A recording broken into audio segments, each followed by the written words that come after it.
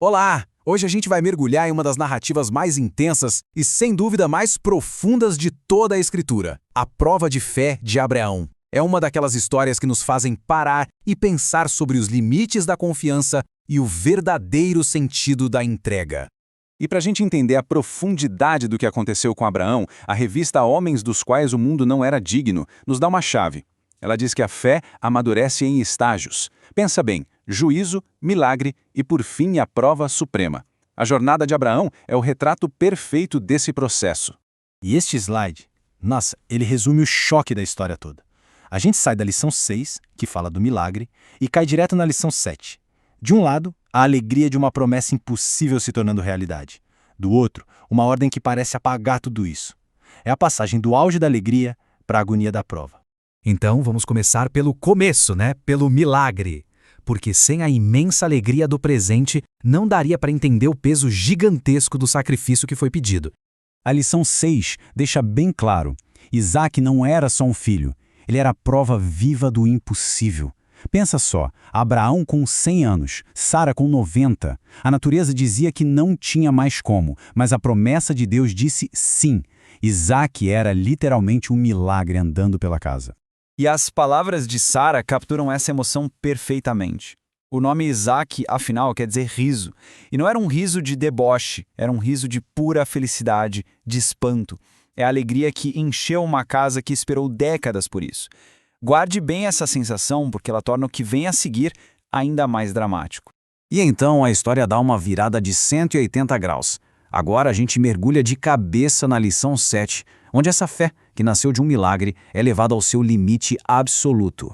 Presta atenção em como cada palavra dessa ordem de Deus aumenta o peso da coisa. Não é só teu filho. É teu único filho, Isaac, e o golpe de misericórdia, a quem amas. E o pedido é para oferecê-lo em holocausto, uma oferta totalmente consumida pelo fogo, um símbolo de entrega total. Deus estava testando o ponto mais sensível do coração de Abraão. A resposta de Abraão é simplesmente impressionante. Não tem discussão, não tem porquê, não tem barganha, é ação pura e imediata. Ele levanta, se prepara e parte. É uma obediência silenciosa, mas que grita uma resolução inacreditável. Tenta imaginar essa caminhada. 3 dias, pai e filho, lado a lado, com a lenha para um sacrifício. Mas cadê o cordeiro? O silêncio nessa viagem deve ter sido algo ensurdecedor, carregado com o peso da obediência do pai e a inocência do filho. E nesse silêncio todo, vem a pergunta que parte qualquer coração. Uma pergunta lógica, inocente, vinda do Isaac. Ele olha, vê tudo pronto para o ritual, menos a vítima. Essa pergunta, com certeza, testou a fé de Abraão de um jeito que nenhuma ordem divina conseguiria. E a resposta de Abraão, uau, é uma das declarações de fé mais poderosas de toda a Bíblia. Ele não fala não sei, ou vamos ver o que acontece. Ele declara com uma certeza absurda: Deus proverá. Mesmo sem ter a menor ideia de como, a confiança dele no caráter de Deus era total. É aqui que a lição 7 nos ajuda a entender melhor. A fé, ou pistis no grego, não é um salto cego no escuro. É uma persuasão firme, é uma convicção tão profunda sobre quem Deus é que ela, inevitavelmente, se transforma em ação.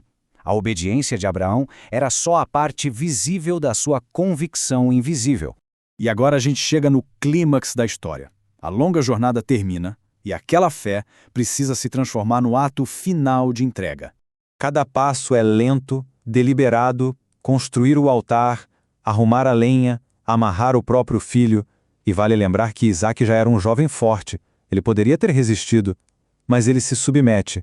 Foi um ato de entrega dos dois, do pai e do filho. Esse é o momento em que o tempo parece parar.